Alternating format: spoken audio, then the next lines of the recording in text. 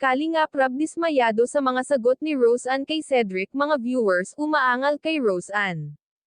Bago ko ipagpatuloy ang maiksing reaction video na ito, hiling ko lang na tapusin ang panonood nito para malaman ang nilalaman nito, at kung bago ka pa lang sa munting channel na ito, paki-subscribe para lagi kang updated sa video ng mga kalingap. At pakisuportahan natin ang ama ng kalingap na si Val Santos, Matubang Ate Edna Vlog at si Kalingap Rab. Isang mapagpalang araw sa inyong lahat mga kalingap, at shoutout nga pala sa patuloy na sumusuporta sa aking YouTube channel. Isa si Rose Ann na napili para maging ka-love team ni Cedric. Dahil marami ang nagsasabi na bagay daw itong dalawa. Kaya sinubukan ni Kalingap Rab na i-love team silang dalawa. Labis na ikinagulat ng mga viewers ang mga sagot ni Rose Ann kay Cedric, dahil hindi sila makapaniwala na ganun si Rose Ann kapilosopo sumagot sa mga sinasabi ni Cedric. Bagaman alam ni Cedric na pilosopo ang mga sagot ni Rose Ann sa kanya, ay maayos pa rin itong nakikipag-usap kay Rose Ann.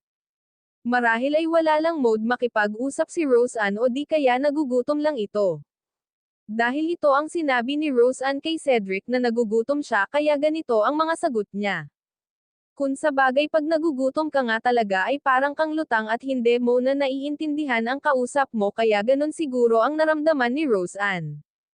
At alam naman natin lahat na si Cedric ay kamag-anak ng asawa ni Kalingap Rab, at ito ay nakapagtapos din naman ng pag-aaral, kaya ganun siya kapropesyonal makipag-usap.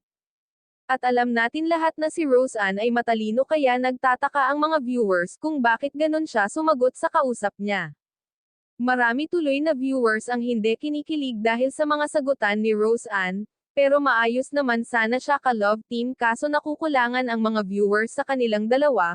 Baka naman hindi sanay si Rose Ann na may nanliligaw, kaya ganito ang kanyang mga sagot, kaya sana ay unawain na lang si Rose Ann ng mga viewers dahil ngayon lang siguro ito naligawan. Hanggang dito na lang ang update ko mga kalingap, maraming salamat at God bless sa inyong lahat.